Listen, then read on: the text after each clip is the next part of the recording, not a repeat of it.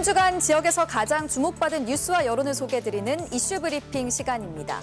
앞서 보도에서도 보셨듯 민선 8기 들어 중단됐던 대구 경북 행정통합 논의가 다시 불붙고 있습니다.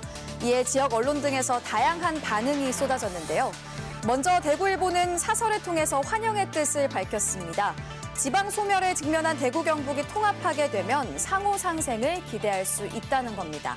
당장 인구가 늘어나 규모의 경제를 구현할 수 있고 대한민국 제2의 대도시권으로 부상할 수 있다며 기대감을 나타내기도 했습니다.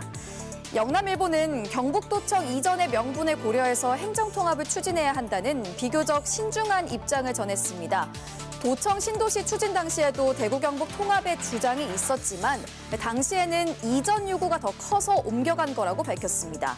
때문에 대구 경북이 행정적으로 통합이 되면 중심 지역은 대구가 될 가능성이 큰데 도청 신도시의 희망을 겪고 있는 경북 북부 지역의 우려와 반대가 예상된다고 덧붙였습니다. 실제 경북도청이 이정했지만 관련 기관단체 이전은 진행 중이고 또 10만 명이 목표였던 신도시 인구도 2만 5천여 명에 불과한 상황인데요. 대구 경북 행정통합은 지방 소멸에 대응하기 위한 불가피한 선택이지만 부작용과 반발을 최소화하지 않으면 이룰 수 없는 난제임을 알고 추진해야 한다고 경고했습니다.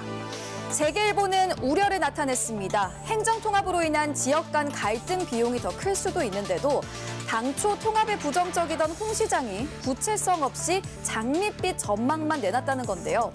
그동안 지자체 간 통합이 어려웠던 이유는 주민들의 이해관계가 달랐기 때문이라며 통합이 필요한 이유와 통합 방식 그리고 균형 발전 확보 방안을 먼저 제시해야 했다며 아쉬움을 표했습니다. 다른 지역의 행정통합 상황을 점검한 매일신문의 기사도 눈에 띕니다. 먼저 그간 가장 적극적인 통합 논의가 이뤄졌던 곳은 부울경이지만 사실상 보류됐고 광주, 전남 역시 반대 여론 속에 실질적인 성과는 없었다고 밝혔습니다. 최근 가장 활성화된 곳은 메가시티 논의가 진행 중인 충청권인데요. 대전, 세종, 충남, 충북 4개 시도를 단일 행정권역으로 묶고 관광, 교통 등 이견이 적은 분야에서부터 초강력 행정을 펼치는 형태라고 밝혔습니다.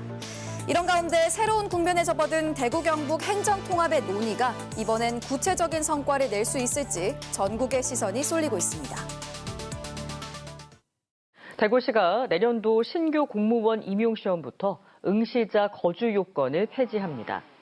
지금까지는 응시자가 시험일 기준으로 대구에 거주하거나 과거 3년 이상 대구에 거주해야 하는 조건이 있었습니다.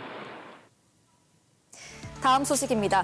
내년부터 전국 어디에 사는 응시자든 대구시 공무원과 공기업의 임용시험을 칠 수 있게 됩니다. 대구시가 신규 채용에 적용되던 거주지 제한을 폐지한 건데요. 다만 지역 취업준비생을 우대하기 위해서 공공기관별 채용 인원의 30%를 지역 인재로 할당합니다. 영남일보는 서울시를 제외하고 전국 광역단체 중 최초로 시도되는 이러한 거주요건 폐지에 대해서 긍정적인 효과를 기대했습니다. 청년 인구가 갈수록 줄어드는 지방의 현실에 비춰 반가운 일이라며 장기적으로는 바람직한 인구 유입책이 될 수 있다는 겁니다. 그러면서 대구가 전국 각지 출신의 청년들로 붐비는 개방과 활력의 도시로 변모할 수 있을지 주목된다며 기대감을 내비치기도 했는데요.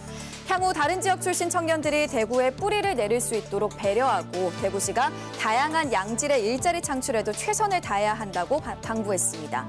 반면 아시아경제는 지역 청년들의 역차별 가능성을 지적했습니다. 대구시의 위상 회복과 경쟁력 강화를 위한 거주요건 폐지가 지역 청년들에게는 불리하게 적용될 수 있다는 겁니다.